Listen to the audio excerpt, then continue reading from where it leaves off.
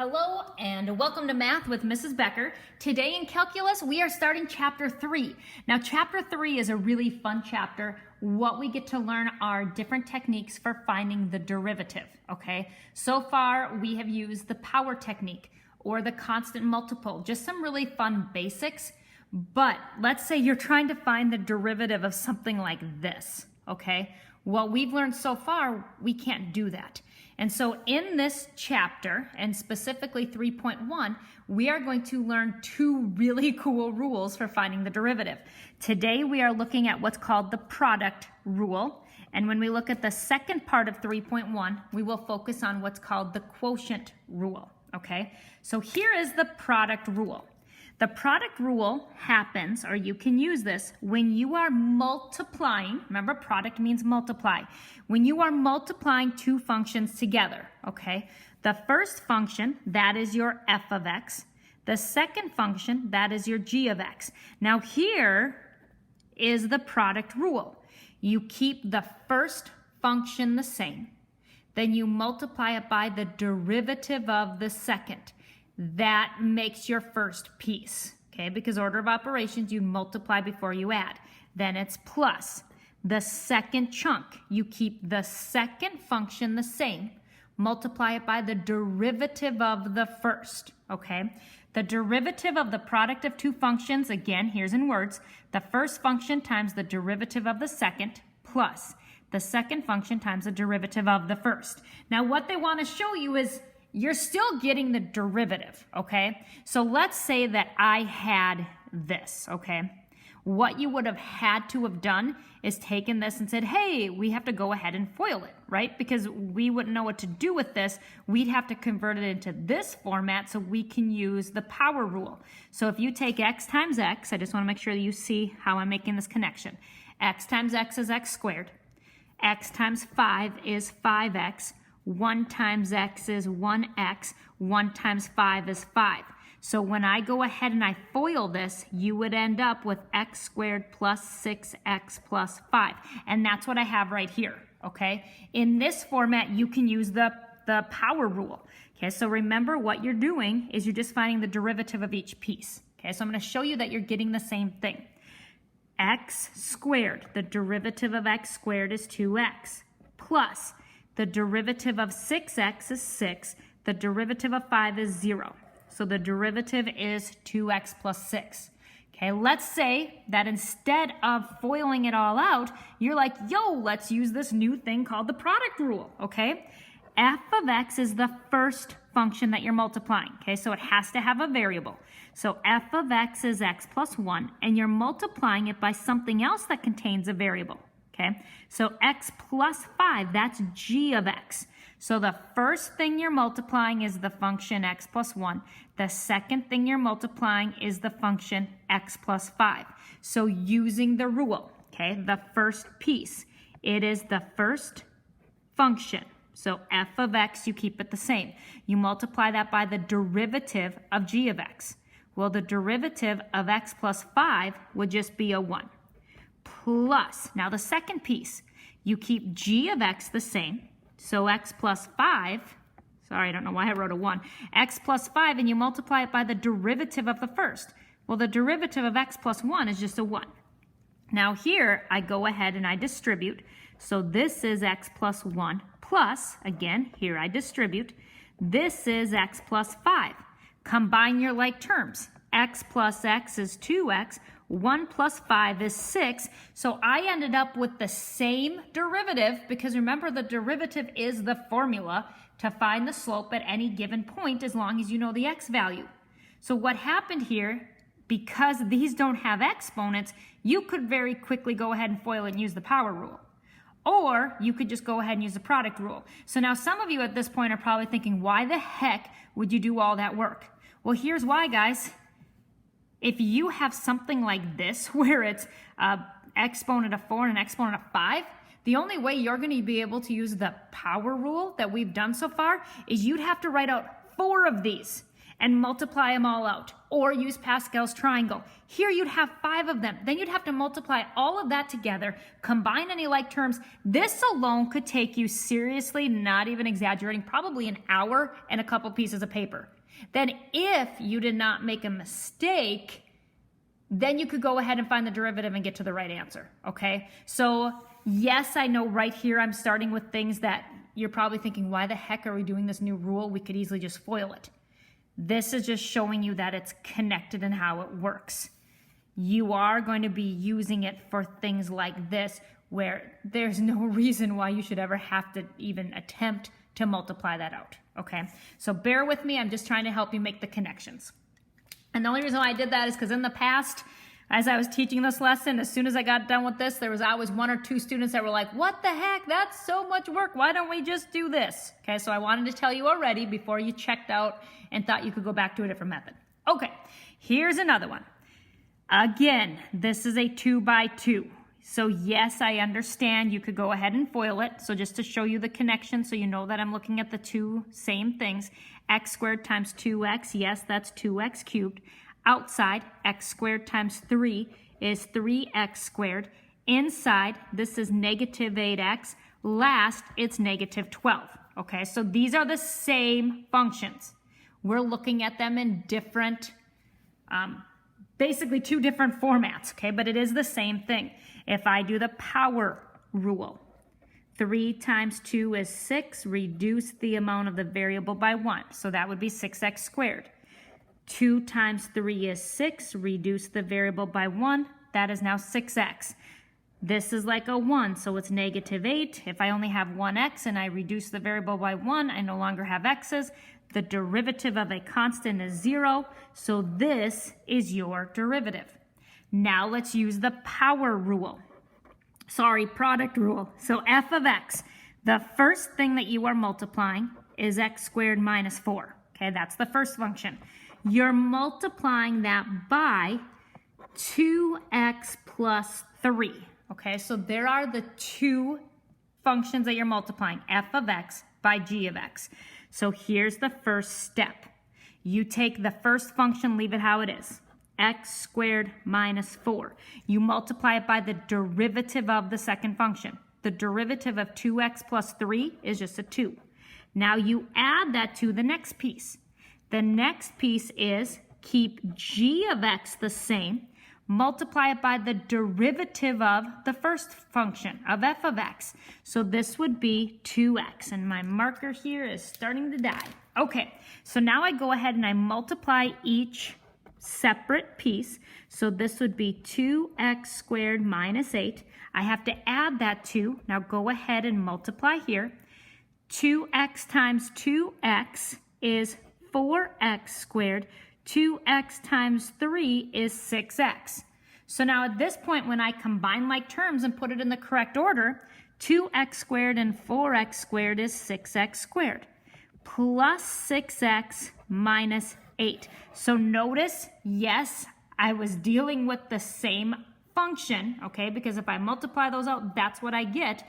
I found the derivative using the power rule. I found the derivative using the product rule. The derivative would still match, okay? It's just an alternate way of calculating the derivative. It doesn't change the answer. Okay, let's go ahead and look at this.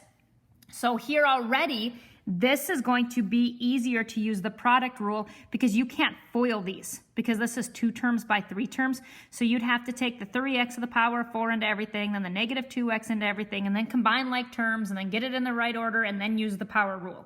But instead, we can be like, hey, look at this. I'm multiplying 2 things together. The first thing you're multiplying is 3x to the power of 4 minus 2x. So that's f of x. G of x, what's the second thing you're multiplying? 5x squared plus 2x minus 3. So that's the first thing. You want to make sure that you identify f of x and g of x. Now here is the product rule. Keep f of x the same. 3x to the power of 4 minus 2x.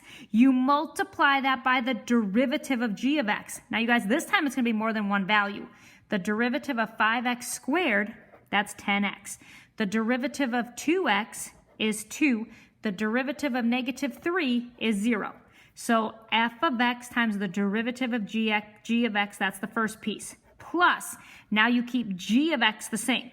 So it's 5x squared plus 2x minus 3. Now you multiply it by the derivative of f of x. This would be 12x cubed minus 2. Okay, so I'm going to go ahead and multiply this out. It's going to be fabulous. Okay, so when I FOIL this, because I can FOIL these two, so this is 30x to the power of 5 plus 6x to the power of 4 minus 20x squared minus 4x. Plus, now here, I can't FOIL this because this is 3 terms by 2 terms. So first I'm going to take the 5x squared into each of those terms. So 5x squared times 12x cubed is 60x to the power of 5. 5x squared times negative 2 is negative 10x squared. Now here, if I take 2x times 12x cubed, it is 24x to the power of 4. 2x times negative 2 is negative 4x. Now I take negative 3 times 12x cubed. That's negative 36x cubed. Negative 3 times negative 2 is a positive 6. Okay, so this one is a little wild, but you are in calculus, so it's all good. Okay, now when I combine like terms and put it in the right order, that is my derivative. Okay, so I went ahead, first function stayed the same, multiplied by the derivative of the second function, plus second function stayed the same, multiplied by the derivative of the first function, multiply all that together. Now you add them, so you combine like terms, put in the right order. That was the product rule, so we're done at this point. 30x to the power of 5, 60x to the power of 5, so that's 90x to the power of 5. Bam, bam. 4s, 6 and 24. Well, that's 30x to the power of 4. Bam, bam, done. Now I have a negative 36x cubed. X squared, negative 20, negative 10. So negative 30x squared. X's, negative 4 and negative 4 is negative 8x plus 6. You guys, that is the derivative for that. Super cool. This is so fun, okay? Now we're going to step it up again. We're adding these crazy exponents that I talked about, okay? So right away, yes, you're multiplying two things together. The only way you could find the derivative of this is to use the product rule. F of x, the first thing you're multiplying is x squared minus 1 to the power of 4. Okay, that's the first piece you're multiplying. G of x, the second thing that you're multiplying is x squared plus 1 to the power of 5. So I use those two and the product rule. Okay, now check this out. You keep f of x the same. X squared minus 1 to the power of 4 times the derivative of the second. This is the general power rule because I have an exponent over a group. So the 5 comes out front. I keep x squared plus 1 the same, reduce the exponent by 1 times the derivative of whatever's on the inside. So in this case, it's a 2x. Check that out, okay? Now I go to the second piece of the product rule. You keep g of x the same. X squared plus 1 to the power of 5 times the derivative of f of x. Again, this is the general power rule because I have an exponent over a group. So the 4 comes out front.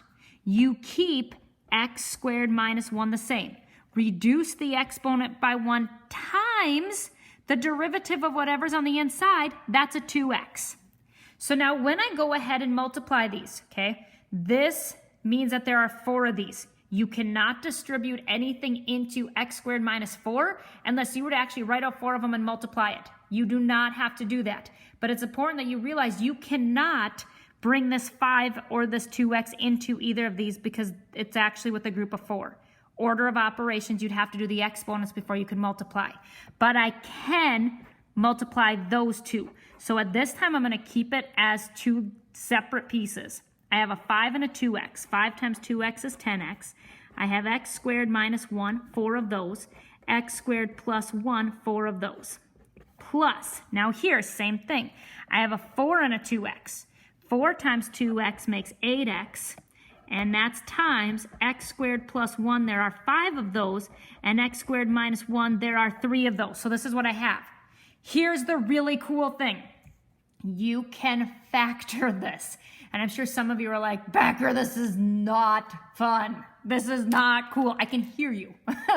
Corbett, I can hear you whining. I swear. Okay. But anyway, so here, this is going to be fun. Wink, wink. You can factor this. So when you look at each piece, you want to say, okay, what do they have in common? Well, 10x and 8x. I can take out a 2x. So if I divide out a 2x, what I'd have left here is a 5. If I divide out a 2x, what I'd have left here is a 4. This group has x squared minus 4, x squared minus 1. This group has x squared minus 1. This group has 4 of them. This group has 3 of them. So if I'm factoring what they have in common out, I can take out 3 of them. So I can take out the group x squared minus 1 to the power of 3. So all 3 of these are out. I would only have 1 left here. Now when I look at x squared plus 1, this group has 4 of them, this group has 5 of them. So if I'm factoring, I can take out 4 of them. So x squared plus 1 to the power of 4, this is gone. I took all of them and factored it out front. This had 5, now it only has 1. Okay, so this is on the outside. Inside, I have a 5 left if I'm looking at this first chunk. All I have left is a 5 and an x squared minus 1. You're multiplying. It's 1 term times 2 terms, so you go ahead and distribute. 5 times x squared is 5x squared, minus 5 times 1 is 5. Plus, now this piece, all I have left is a 4 and an x squared plus 1. So that 4 has to be brought into x squared plus 1, leaving you 4x squared plus 4. So here's my final answer. This all stays the same, okay? It's 2x and x squared minus 1 to the power of 3, and x squared plus 1 to the power of 4. Combine like terms here. I can simplify this and make it a little bit better. 5x squared and a 4x squared, that's 9x squared. Negative 5 plus 4 is negative 1. That, my friends, is your derivative. Ta-da! This is the product rule. So today you probably looked and saw that the notes look kind of short and you were like, yeah! It's going to take us a good 20 minutes to do these, but taking our time, making sure we understand it is going to pay off so much in the end. Okay, here is another one. You can only do the product rule for this thing, okay? You can't do the power rule unless you were to expand this and multiply them together, and you would maybe get done by Friday, okay? So we're not even going to think about that. We have f of x. F of x is the first thing you're multiplying. In this case, it's the binomial x squared minus 4 to the power of 5. G of x, the second thing you're multiplying, is the binomial 2x squared plus 1 to the power of 4. Okay, so again, product rule. The first piece, you leave f of x the same. So it's x squared minus 4 to the power of 5 times the derivative of this. This is going to take the general power rule because there's an exponent on a binomial. So you bring the 4 out front. You keep the binomial the same, 2x squared plus 1. You reduce the exponent by 1 times the derivative of the inside, which is 4x. There's your first chunk. The second piece, you keep g of x the same, 2x squared plus 1 to the power of 4 times the derivative of f of x. The 5 comes out front. You keep x squared minus 4 the same. You reduce the exponent by 1, so now it's a 4. Now you multiply by the derivative of what's on the inside, which is 2x. Now what I'm going to do is simplify each big chunk, okay? What happens when you're doing the product rules, you have 2 big chunks that you're adding together. I can multiply 4 and 4x together because they're not tagged with that exponent. So 4 times 4x is 16x. I have x squared minus 4, 5 of those. I have 2x squared plus 1, 3 of those. There is the first chunk. Now the second chunk, I can multiply the 5 and the 2x because again, they're not within those binomials that have those high exponents. 5 times 2x is 10x. And I have the group 2x squared plus 1, 4 of those. I have the group x squared minus 4, 4 of those. Now at this point, we are ready to factor. We need to divide out what they have in common. 16x and 10x. I can divide both by 2x. So 2x is going to come out. So here I would have an 8 left over. Here I would have a 5 left over. Now when you're looking at the groups, I have the group x squared minus 4 here, and I have the group x squared minus 4 here. This group has 5 of them, this group has 4 of them. So I can take out 4. I would have x squared minus 4. I'm taking out 4. So they're no longer in this group. This group had a 5, so if I take 4 out, I'm just down to 1. The next thing that they have in common, they both have 2x squared plus 1. This chunk has 3 of them. This chunk has 4. So if I'm factoring it out, I can only remove 3. So if I take 3 out, all of these are gone because they were all moved to the outside. Here I had 4, 3 of them are moved outside. Now what I have left, here all I have left in this first piece, you guys, is the 8 from when I divided out 2x and one group of x squared minus 4. So I distribute that 8. 8 times x squared is 8x squared. 8 times negative 4 is negative 32. Here's the plus sign. Now in this piece, all I have left is the 5 and one group of 2x squared plus 1. So I distribute the 5. 5 times 2x squared is 10x squared. 5 times 1 is 5. Your last step, we need to combine any like terms that we can here. So on the outside, I still have the 2x. I have x squared minus 4 to the power of 4. I have the group 2x squared plus 1 to the power of 3. Now, 8x squared and 10x squared, that's 18x squared. Negative 32 plus 5 is a negative 27. You can stop right there. I will tell you that sometimes when you're checking your answers in the back of the book, sometimes they will leave it like this. Other times, they will take this 2x and distribute it into this 18x squared minus 27 because you could distribute this since it does not have an exponent. Okay, so either option is good. And again, in the back of the book, they kind of alternate, and I think it's because they want you to realize that either option is just fine. So if you have something like this and you check the back and they only have 3 groups, what they did is they took this 2x and they distributed into this piece that did not have an exponent, okay? So what I want you to do, here are the questions in the book. If you are going for the 5% bonus on your exam, obviously you're going to start this anyway. Knowing that this stuff does get a little bit tough, okay, and it's a totally new idea, even if you're not going for the notebook check, I do want you to at least try some, because without practicing this, it's going to be really, really hard to understand and remember how it works, okay? So when we get together on our Zoom call, what I'm going to do is answer questions from this assignment. So you're going to 3.1 in the book, 1 to 7, 10, jump to 21, 29, 33, 37 to 39. So try some so that way you know what skills you understand, what skills are not making sense, and that way I can really help you when we're together on the Zoom. All right, I will talk to you guys soon. Bye.